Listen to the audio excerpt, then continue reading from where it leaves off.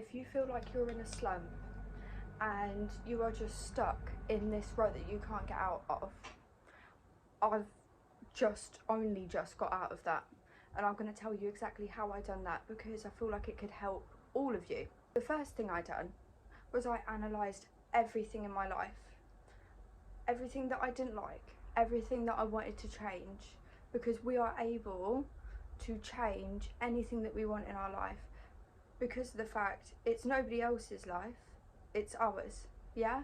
The next thing I done was created a draft of everything.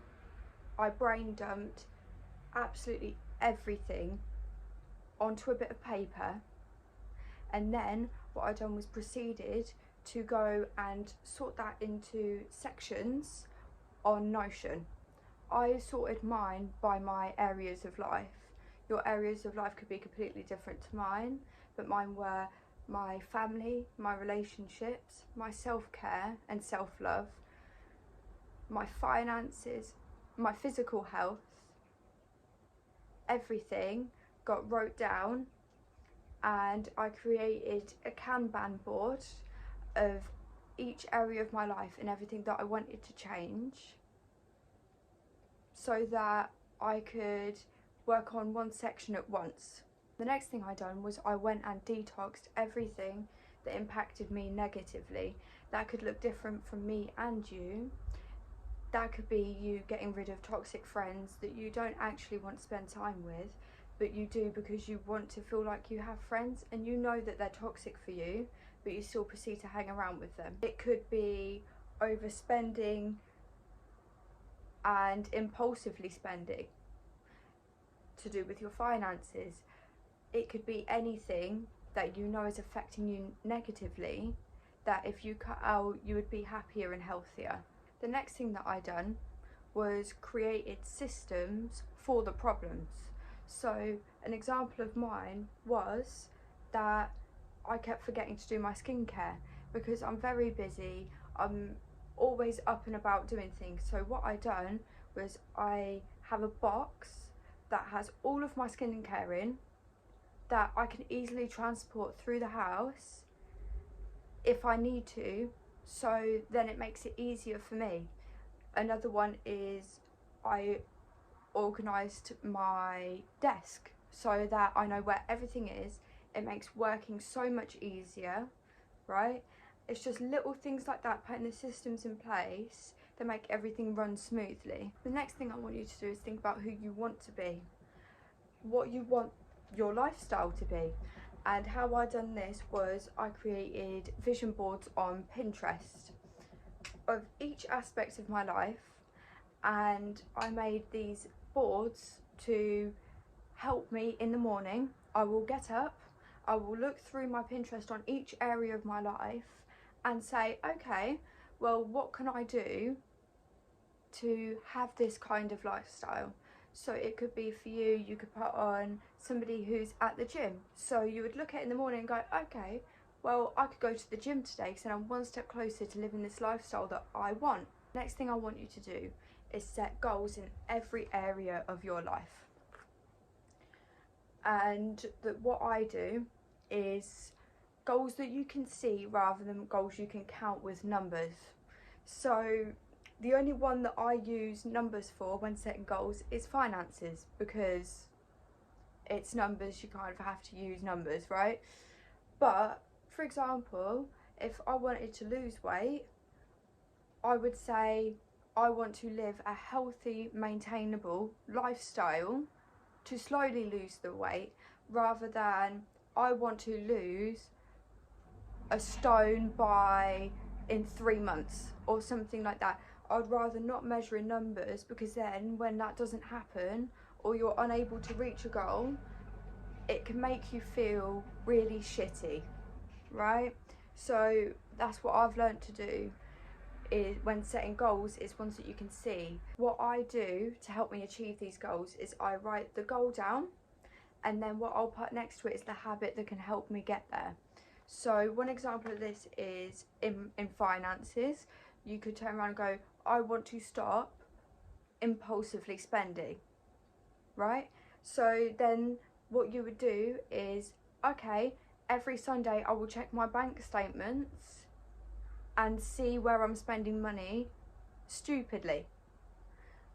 If you are trying to lose weight, you would put, I want to lose weight, and as your habit you would say, okay, I'm going to meal prep on Sunday and I'm going to work out 3 or 4 times a week. So you just add up these little habits that will eventually help you achieve your goal. This would help you achieve your goal sustainably, rather than pushing yourself too far all at once, and just build up these habits slowly over time. If you're just started working out, for example, you'd only work out twice a week because you're not used to it, your body's not used to it. So you would then, once you've got used to that habit, add more on top of it. Everything from that brain dump that we done earlier, what I want you to do is now take them tasks and put them into your monthly calendar and your weekly planner. For example, if you put down, I want to have a self-care day once a week, on Sunday you would schedule an hour in your time block to do that, right? If you put down, I want to work out 3 times a week, find out which are your least busy days and which days are easier for you to do, and go to the gym on them days. The next thing I want you to do is go on Google Calendar or Notion, somewhere like that, where you can use a time management situation, right? So the first thing you're going to put in is your mandatory tasks, whether that is school, work, whatever you have to do that you have no choice in, put that in first. Then what I want you to do is put in other things around that involve self-care. So you're still looking after yourself, that's scheduled in, you need to do that, right? So that could be a self-care power hour, that could be your morning routine, your evening routine, adding those little things in that make you feel like the best version of yourself. Then I want you to add in the tasks that are unique to you, that you have decided to do. For example, that could be going to the gym, that could be going on a hot girl walk, that could be listening to a podcast, scheduling in these little tasks that you wanted to do but thought you didn't have the time for before, and time block these out of your day so that you know that it's scheduled in there, that you actually have the time to do it because you've made the time to do it.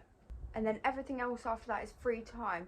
So then you just need to figure out what you want to do in your free time, whether that is watching a film, reading a book, right? Adding in these little things that make you happy. The next thing that I done to completely unfuck my life was I reorganised my house, I deep cleaned my house, and just got everything out that I didn't want to be here, right? Because that holds a lot of mental toll on me. I believe in the clear home, tidy mind. I cannot stand clutter being anywhere. I just prefer a tidy, clean home, which is very difficult to do as a parent.